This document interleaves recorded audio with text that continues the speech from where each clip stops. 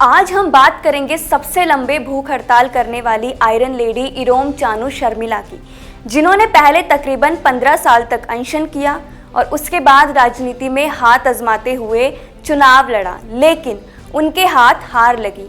आज इसी शख्सियत इरोम चानू शर्मिला का जन्मदिन है।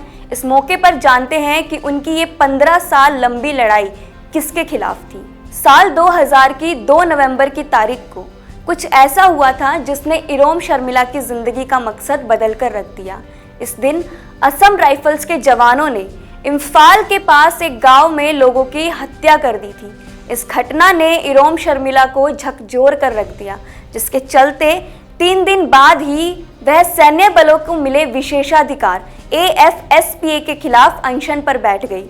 इरोम की कहानी पर आगे बढ़ने से पहले सशस्त्र बल विशेषाधिकार कानून AFSPA को समझते हैं। पूर्वोत्तर राज्यों में उग्रवादी और अलगाववादी गुटों के एक्टिव होने के चलते सैन्य बलों को एक कानून के जरिए विशेष अधिकार दिए गए हैं।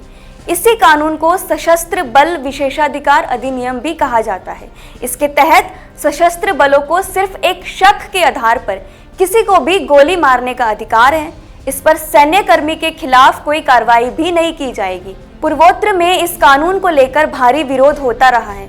इसी विरोध का प्रतीक बनकर इरोम शर्मिला ने अपनी पहचान बनाई। ऐसे में सशस्त्र बल विशेषाधिकार कानून यानी AFSPA की चर्चा हो और इरोम चानू शर्मिला का नाम नहीं आए, ऐसा नहीं हो सकता।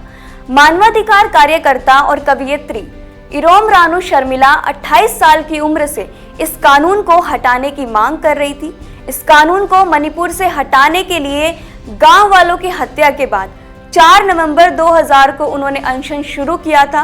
उनका ये अनशन 16 वर्ष तक यानी 9 अगस्त 2016 तक लगातार जारी रहा। पहले उनके कदम को भावुकता कहा गया, लेकिन समय के बाद उनके संघर्ष ने यह साबित कर दिया कि ये फैसला सोच समझकर लिया गया था। लेकिन इसके बाद भी सरकार की तरफ से कोई पॉजिटिव रिस्पॉन्स नहीं मिला। तब शर्मिला ने अपनी भूख हड़ताल 9 अगस्त 2016 को शहद की एक बूंद लेकर खत्म कर दी थी। इस दौरान शर्मिला ने कहा था कि मैं अपनी जिंदगी से प्यार करती हूँ, मैं इसे खत्म नहीं करना चाहती, लेकिन मुझे न्याय और शांति चाहिए। इरोम शर्मिला ने जब भूख हड़ताल शुरू की तो पुलिस ने उनके खिलाफ आत्महत्या की कोशिश का मामला दर्ज किया। अदालत ने उन्हें पुलिस हिरासत में रखने का आदेश दिया। इस दौरान उन्हें जिंदा रखने के लिए जबरन नाक से एक पाइप के जरिए लिक्विड दिया जाता था। इन सब के बीच इरोम शर्मिला के नाम सबसे बड़ी भूख हड़ताल और सबसे ज्यादा बार जेल जाने का रिकॉर्ड बना। भूख हड़ताल खत्म करने के बाद इरोम शर्मिला ने जनता की आवाज बनने का फैसला किया। अनशन खत्म करने के बाद उन्होंने कहा था कि वह मणिपुर की CM बनना चाहती है ताकि इस कानून को निरस्त कर सके। 1 साल बाद 2017 में मणिपुर के विधानसभा चुनाव हुए तो उन्होंने मुख्यमंत्री ओकराम इबोबी सिंह को विधानसभा क्षेत्र में चुनौती दी। राजनीति की राह हालांकि इरोम के लिए अच्छी नहीं रही। उन्हें सिर्फ 90 वोट मिले थे और वह चुनाव हार गई थी, जिस पर उन्होंने कहा कि अगर लोग मेरे 16 साल के बलिदान के बाद भी मुझे वोट नहीं देंगे तो भले ही मैं उन्हें कितने भी पोस्टर, बैनर और पैम्पलेट दे दूं, फिर भी वे मुझे वोट नहीं देंगे।